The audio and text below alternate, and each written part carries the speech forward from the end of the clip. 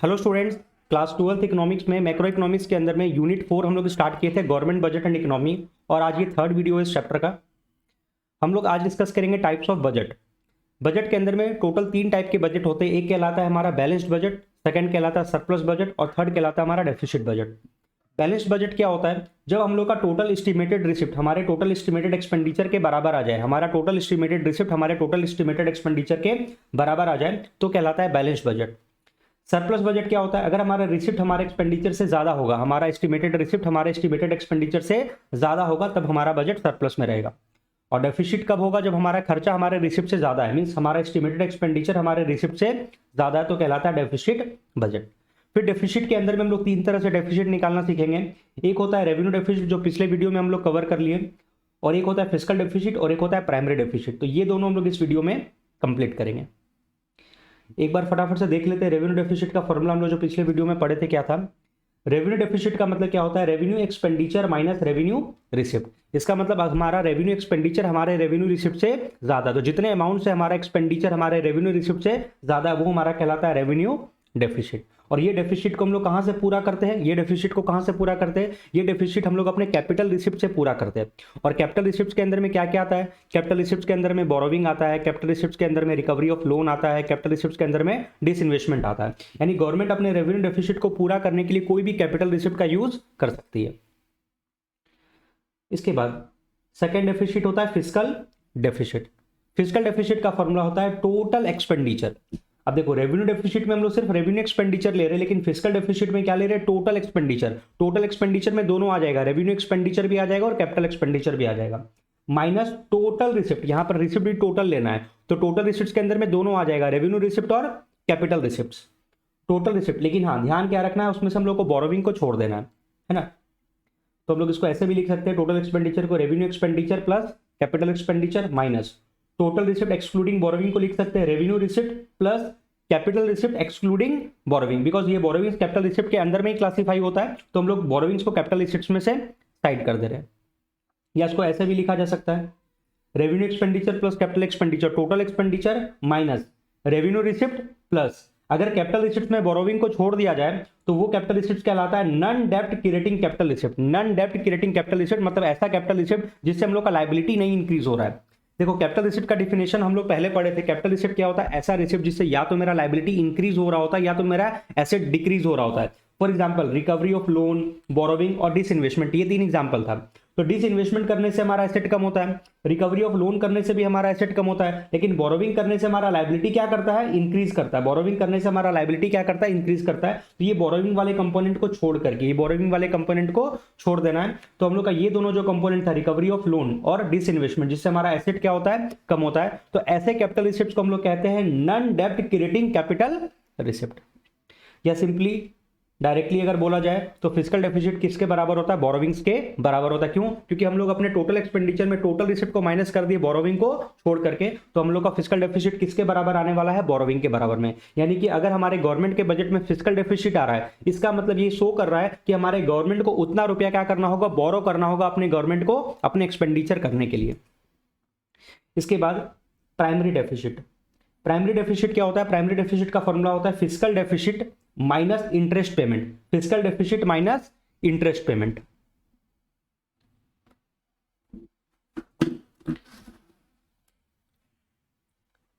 चलिए यहां से नोट से हम लोग पढ़ते हैं फिस्कल डेफिसिट और उसका implication. Fiscal deficit refers to the excess of total expenditure over total receipt excluding borrowing during the given fiscal year. और फॉर्मूला है total expenditure minus total receipt excluding borrowing. या इसको ऐसे लिख सकते हैं, total expenditure minus revenue receipt plus non डेब्ट creating capital receipt. ठीक है, तो ये फॉर्मूला तो हम एक्सप्लेन कर दिए। नॉन डेब्ट creating capital receipt are those receipt which are not borrowings and therefore do not give rise to डेब्ट। Example recovery of loan and proceeds from cell of public sector undertaking, that is disinvestment.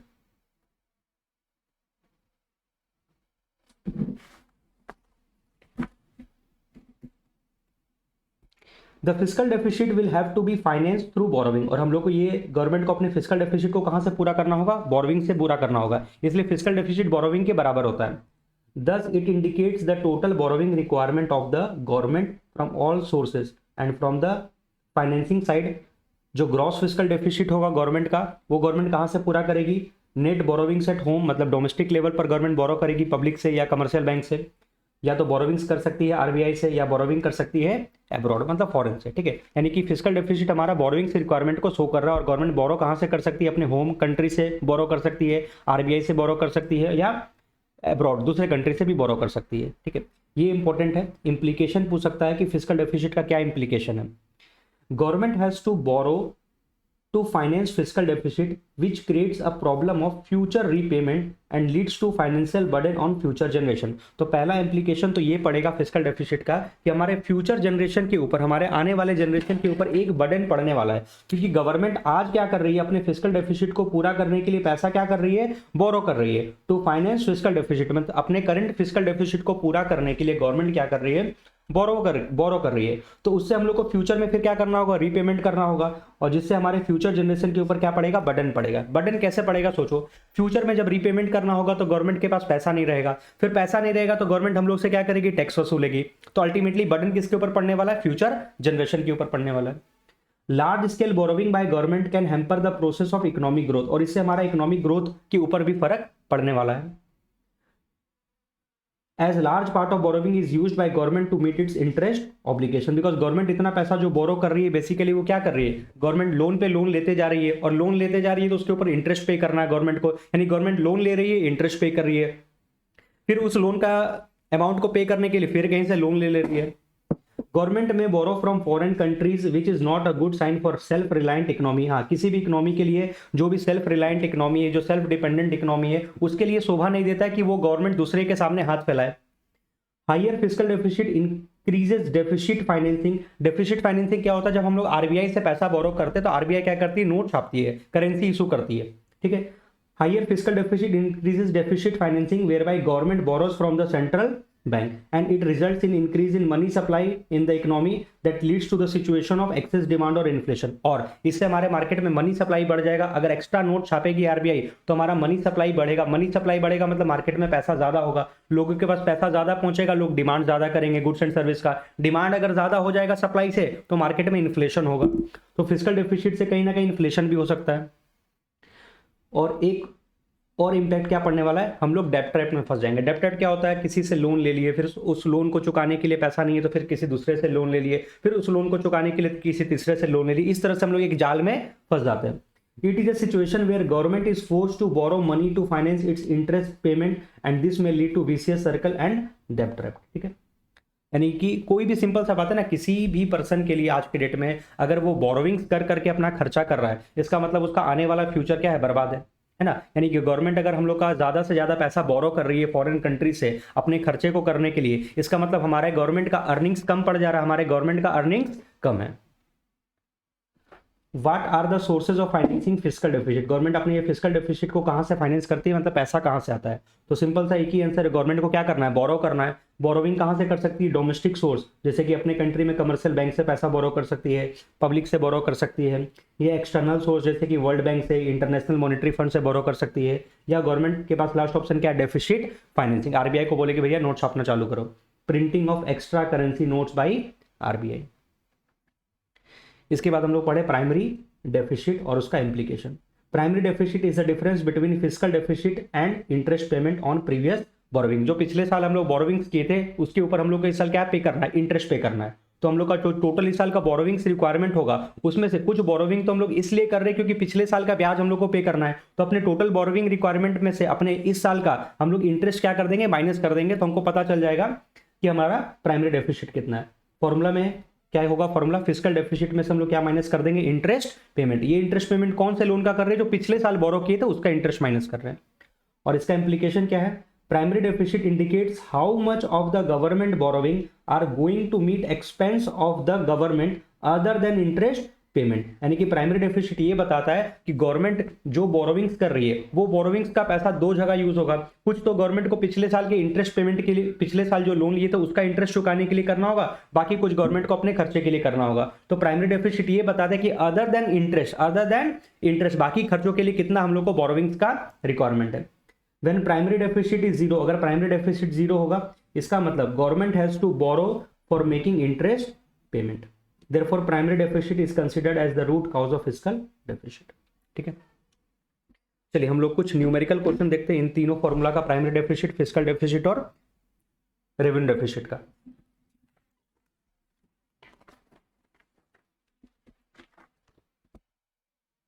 Question number 29, ये 4 question है, question 29, question number 30, 31 और 32। From the following data about a government budget find out, पहला revenue deficit, दूसरा fiscal deficit और तीसरा है primary deficit. तो revenue deficit का फॉर्मूला क्या होता है? Revenue expenditure minus revenue receipt, revenue expenditure minus revenue receipt. Revenue deficit का फॉर्मूला होता है revenue expenditure minus revenue receipt.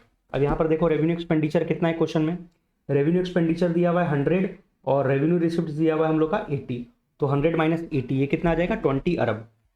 ये सॉल्व कर देंगे तो आ जाएगा 20 अरब। ठीक है, इसके बाद फिस्कल डेफिसिट का फॉर्मूला क्या होता है? फिस्कल डेफिसिट के लिए हम लोग अपने टोटल एक्सपेंडिचर और टोटल रिसिप्ट को कंपेयर करते हैं, बट टोटल रिसिप्ट में बोरोविंग को छोड़ देते हैं।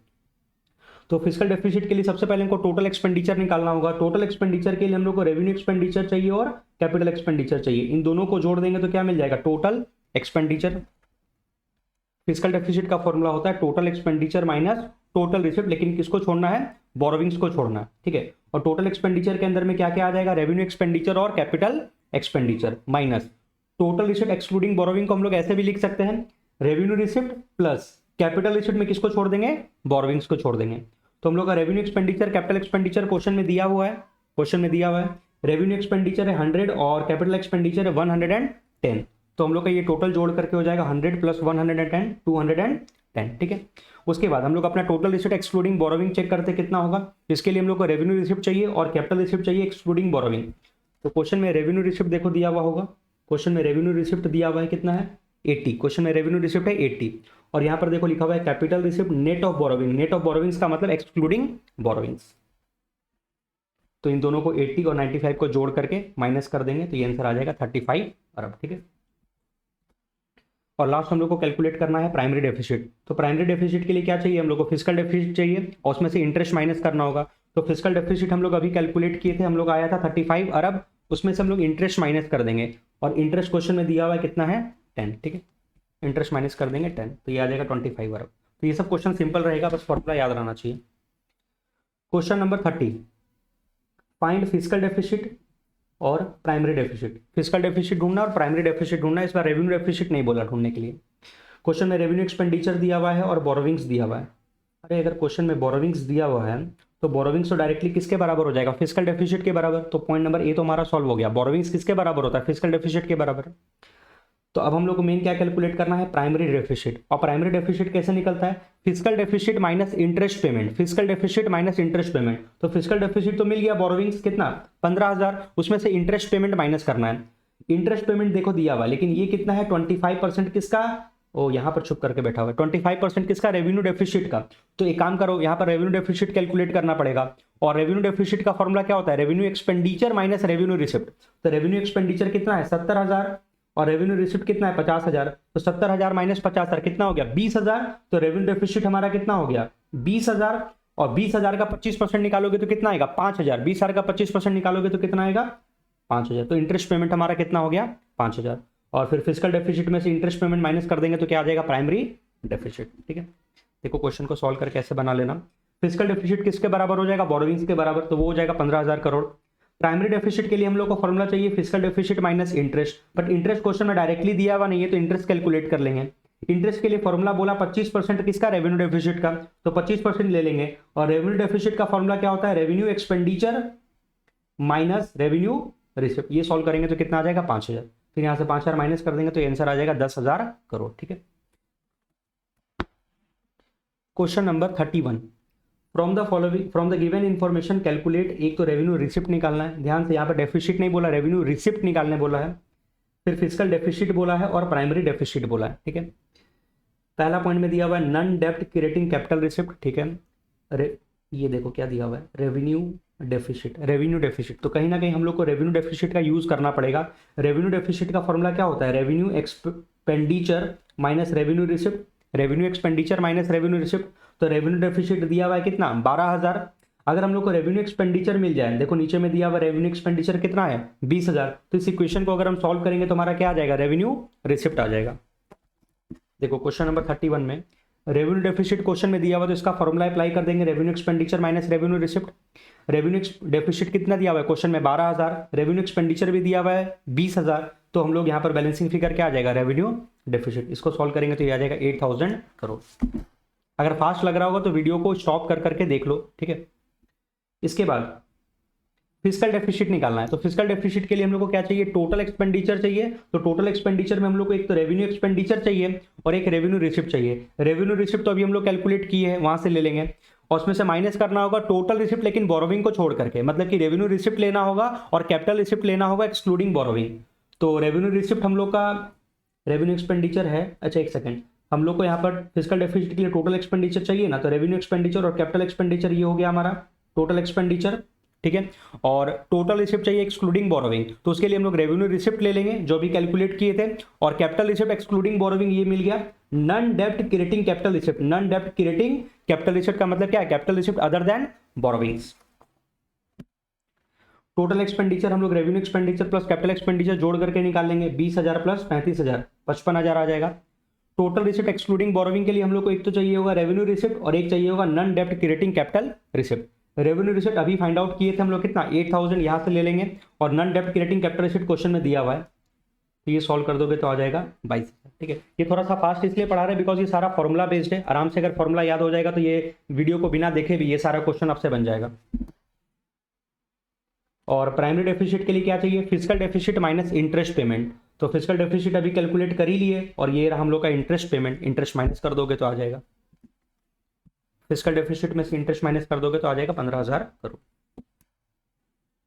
Question number 32, from the given information calculate non डेब्ट creating capital receipt, physical deficit और एक है प्राइमरी डेफिसिट। क्वेश्चन में दिया हुआ है total receipt excluding borrowing, total receipt excluding borrowing. तो ये टोटल रिसिप्ट एक्सक्लूडिंग बोरोविंग दो चीज को जोड़ करके बनता है, एक तो रेवेन्यू रिसिप्ट को जोड़ करके बनता है और एक ये नॉन डेब्ट क्रिएटिंग कैपिटल रिसिप्ट को जोड़ करके बनता है। तो अगर हम लोग को रेवेन्यू रिसिप्ट मिल जाए, रेवेन्यू रिसिप्ट मिल जाए तो बैलेंसिंग फिगर हमारा आ जाएगा नॉन डेब्ट क्रिएटिंग कैपिटल रिसिप्ट।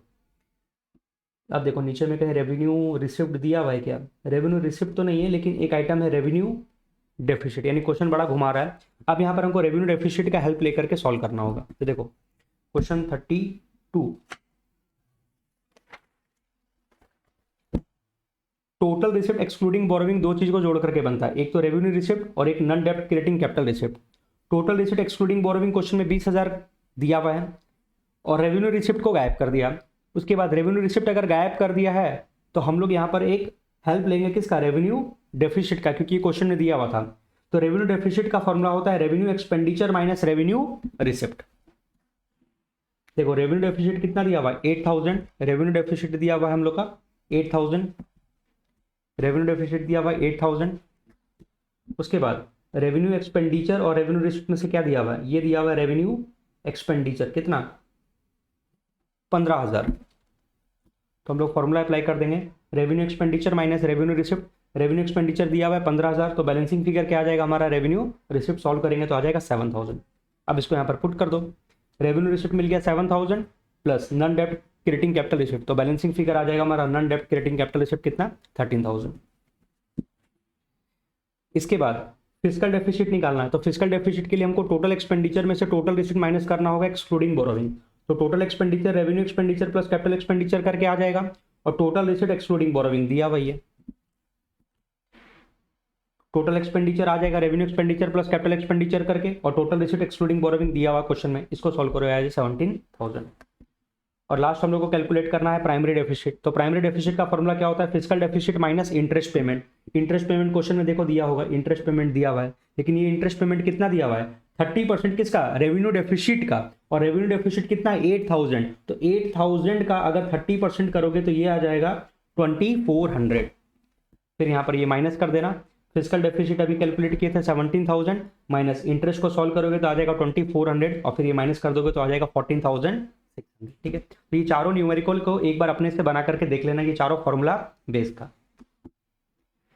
इसके बाद एक टॉपिक हम लोग का खाली बच रहा है इस चैप्टर के अंदर में, objectives of government budget, objectives of government budget,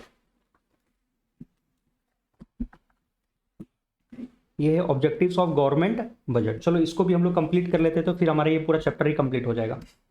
हमारे गवर्नमेंट का क्या ऑब्जेक्टिव है? पहला ऑब्जेक्टिव है reducing inequalities in income and wealth. ये इनकम और वेल्थ के बीच में आज इतना जो गैप हो गया है, मींस अमीर और गरीब के बीच में इतना जो डिफरेंस क्रिएट हो रहा है ना, अमीर लोग अमीर होते जा रहे हैं, गरीब लोग और गरीब होते जा रहे हैं, तो ये जो इनइक्वालिटीज है इनकम और वेल्थ का, इसको दूर करना जरूरी है हमारे समाज के लिए। The revenue and expenditure policy adopted by the government aims at reducing inequalities of income and wealth. Means government अपने रेवेन्यू एंड एक्सपेंडिचर पॉलिसी के मदद से इस इनइक्वालिटी को दूर करने का कोशिश करती है। Government imposes high rate of tax on the income of the rich and the goods consumed by the rich and the government uses the same amount for the services of the poor like education, medical facility etcetera. अब government क्या technique use करती है? Government क्या करती है, अमीर लोग के ऊपर टैक्स ज्यादा लगाती है। अब कैसे टैक्स ज्यादा लगाती है तो समझो, हम लोग के इंडिया में टैक्स का स्लैब रेट चलता है। जैसे हम लोग 2.5 लाख रुपए तक अगर कमा रहे हैं तो हमारे ऊपर टैक्स का रेट नहीं लगता है, मतलब टैक्स नहीं पे करना होता है। फिर 2.5 लाख से अगर हम लोग मान लीजिए 5 लाख रुपए तक कमा रहे हैं तो हम लोग को 5% का टैक्स रेट है। फिर 5 लाख से 10 लाख रुपए तक कमा रहे हैं तो हम लोग को 20% टैक्स पे करना होता है। और जो लोग 10 लाख से ऊपर कमाते हैं तो उन लोग को 30% का टैक्स पे करना होता है। इसका मतलब जैसे जैसे हमारा इनकम बढ़ता है वैसे वैसे टैक्स का रेट बढ़ता है। इसका मतलब गवर्नमेंट क्या कर रही है, जो लोग ज्यादा पैसा कमा रहे हैं उनसे ज्यादा टैक्स ले रही है, जो लोग ज्यादा पैसा कमा रहे हैं उनसे ज्यादा टैक्स वसूल रही है। और वो टैक्स का अमाउंट जो गवर्नमेंट कलेक्ट कर रही है वो गरीबों के लिए, गरीब के पढ़ाई के लिए, एजुकेशन के लिए, हेल्थ के लिए खर्चा कर रही है। This will raise their disposable income. तो इस तरह से गरीब लोग के ऊपर जो गवर्नमेंट खर्चा कर रही है, एजुकेशन के ऊपर, हेल्थ के ऊपर, गवर्नमेंट फ्री में जो भी फैसिलिटीज प्रोवाइड कर रही है गरीब लोगों को, तो गरीब लोग का एक तरह से डिस्पोजेबल इनकम क्या हो रहा है, बढ़ रहा है। मोर ओवर गवर्नमेंट इनकर expenditure in the form of subsidy and financial support. Government कई बार बहुत तरह से गवर्नमेंट क्या कर रही है, लोगों को सब्सिडीज प्रोवाइड कर रही है, फाइनेंशियल सपोर्ट प्रोवाइड कर रही है, which it provides to low income earners. In this way government uses budget to bring equality in the economy. यानी गवर्नमेंट अपने बजट में क्या करती है, गवर्नमेंट का टारगेट होता है कि जो अमीर लोग हैं उनके ऊपर ज्यादा से ज्यादा टैक्स लगाना, या अमीर लोग जो लग्जरी आइटम्स वगैरह परचेज कर रहे हैं उसके ऊपर, जैसे लग्जरी कार्स वगैरह हो गया, उनके ऊपर ज्यादा टैक्स लगाना और वो पैसा कलेक्ट करके गरीबों के लिए, वेलफेयर के लिए खर्च करना। तो इस तरीके से गरीब और अमीर का गैप धीरे धीरे क्या होगा, कम हो पाएगा। ठीक है। दूसरा गवर्नमेंट का ऑब्जेक्टिव होता है reallocation of resource. There are many economic activities which are not taken up by the private sector due to its less profitability और high investment। देखो हमारे इंडिया के अंदर में कई सारा ऐसा एक्टिविटी है जो प्राइवेट सेक्टर उसको करना नहीं चाहते, प्राइवेट सेक्टर हाथ नहीं लगाना चाहते। क्यों? क्योंकि उसमें एक तो प्रॉफिट कम है और उसमें इन्वेस्टमेंट क्या करना होता है, ज्यादा करना होता है। जैसे वाटर सप्लाई का काम हो गया, सैनिटेशन का काम हो गया, ये सब। And at the same time these activities are necessary for public welfare. But ये सारा काम ये जितना भी एक्टिविटीज है पब्लिक वेलफेयर के लिए ज्यादा जरूरी है, सोशल वेलफेयर के लिए ज्यादा जरूरी है। हम लोग को पीने के लिए स्वच्छ पानी चाहिए, हम लोग को प्रॉपर सैनिटेशन चाहिए। बट प्राइवेट सेक्टर वाले लोग ये काम नहीं करना चाहते। क्यों? क्योंकि प्रॉफिट मार्जिन कम है, इन्वेस्टमेंट ज्यादा करना पड़ेगा। सो the government undertake these activities on its own. तो गवर्नमेंट क्या करती है, सारा एक्टिविटी खुद करती है। Moreover, government can encourage the private sector by giving tax concession। या तो गवर्नमेंट के पास खुद अगर रिसोर्स नहीं है तो गवर्नमेंट प्राइवेट सेक्टर को इंकरेज करती है कि तुम वाटर सप्लाई का काम करो, तुम सैनिटेशन का काम करो, और जो भी उससे प्रॉफिट होगा उसके ऊपर हम लोग टैक्स नहीं लगाएंगे या कम टैक्स लगाएंगे। ठीक है। एंड सब्सिडीज वगैरह प्रोवाइड करती है सपोर्ट करने के लिए। By doing so the government reallocates the resources. Third main objective क्या है गवर्नमेंट का, स्टेबिलिटी लेकर के आना। इकोनॉमिक स्टेबिलिटी का मतलब कि जहां पर ज्यादा प्राइसेस बढ़े नहीं, ज्यादा प्राइसेस घटे नहीं, मतलब इन्फ्लेशन डिफ्लेशन को कंट्रोल करना। Economic stability means absence of large fluctuation in prices. Such fluctuation creates uncertainty in the economy and government can control both inflation and deflation. Main ये पॉइंट समझना है, इन्फ्लेशन और deflation को government को control करना है by using the budget.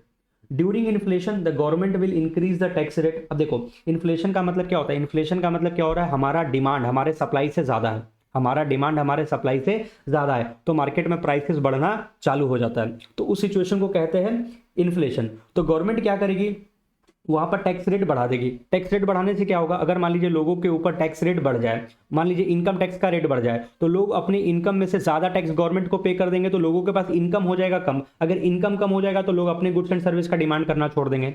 या तो गवर्नमेंट इनडायरेक्ट टैक्स को बढ़ा दे, इनडायरेक्ट टैक्स मतलब गुड्स एंड सर्विस के ऊपर जो टैक्स लगता है उसको बढ़ा दे, तो उससे क्या होगा, प्रोडक्ट महंगा होगा, प्रोडक्ट महंगा होगा, लोगों अपने वो सामान खरीदना बंद कर देंगे, तो मार्केट में डिमांड धीरे धीरे क्या हो जाएगा, कम हो जाएगा। ठीक है। एंड रिड्यूस द एक्सपेंडिचर, या गवर्नमेंट अपना ही खर्चा, गवर्नमेंट मान लीजिए एक्सपेंडिचर कर रही है तो गवर्नमेंट भी तो कहीं ना कहीं गुड्स एंड सर्विस को परचेस कर रही है, यानी गवर्नमेंट भी डिमांड क्रिएट कर रही है गुड्स एंड सर्विस का, तो गवर्नमेंट अपने फालतू खर्चे को अगर कंट्रोल कर ले तो कहीं ना कहीं उससे भी इन्फ्लेशन कम हो सकता है। और डिफ्लेशन के केस में मंदी के दौर में मतलब जब हमारा प्राइसेस गिरना चालू हो जाता है, it will increase the expenditure and reduce the tax rate, तो अपोजिट काम करेगी। डिफ्लेशन के केस में लोग डिमांड ही नहीं कर रहे गुड्स एंड सर्विस का, तो वैसे केस में गवर्नमेंट आएगी, गवर्नमेंट एक्सपेंडिचर बढ़ाएगी अपना ताकि गुड्स एंड सर्विस का डिमांड बढ़े, या गवर्नमेंट लोगों को कंसेशन देने के लिए टैक्स रेट को क्या करेगी, कम करेगी। अगर प्रोडक्ट के ऊपर टैक्स क्या होगा, कम, तो प्रोडक्ट सस्ता होगा, तो अट्रैक्टिव होगा, तो लोग उसका डिमांड ज्यादा करेंगे। तो देखो, इन्फ्लेशन को कंट्रोल करने के लिए गवर्नमेंट टैक्स रेट को बढ़ाएगी और अपने खर्चे को क्या करेगी, कम करेगी। और डिफ्लेशन के केस में गवर्नमेंट क्या करेगी, टैक्स रेट को कम करेगी और अपने खर्चे को भी बढ़ाना चालू कर देगी। Policies of surplus budget during inflation and deficit budget during deflation helps to maintain stability of prices in the economy। यानी कि गवर्नमेंट अगर इन्फ्लेशन वाला सिचुएशन है तो गवर्नमेंट वहां पर अपना बजट जो बनाएगी वो सरप्लस बनाएगी। सरप्लस का मतलब क्या होगा, गवर्नमेंट अपना टारगेट करेगी कि गवर्नमेंट का रिसिप्ट ज्यादा होगा और गवर्नमेंट का एक्सपेंडिचर कम, क्योंकि इन्फ्लेशन को कंट्रोल करने के लिए गवर्नमेंट को अपने खर्चे को क्या करना होगा, कम करना होगा। लेकिन डेफिसिट बजट बनाएगी डिफ्लेशन के केस में, क्यों, क्योंकि डिफ्लेशन से लड़ने के लिए गवर्नमेंट को अपने खर्चों को बढ़ाना पड़ेगा, यानी गवर्नमेंट का खर्चा ज्यादा होगा रिसिप्ट से, तो उस केस में डेफिसिट बजट लेकर के चलेगी। फिर है गवर्नमेंट का एक और ऑब्जेक्टिव क्या होता है, रीजनल डिस्पैरिटी को दूर करना। रीजनल डिस्पैरिटी का मतलब क्या होता है, आज इंडिया के अंदर में मान लीजिए कुछ स्टेट ज्यादा डेवलप कर गए, कुछ डिस्ट्रिक्ट ज्यादा डेवलप कर गए, बट कुछ डिस्ट्रिक्ट अभी भी पीछे रह गए, ठीक है।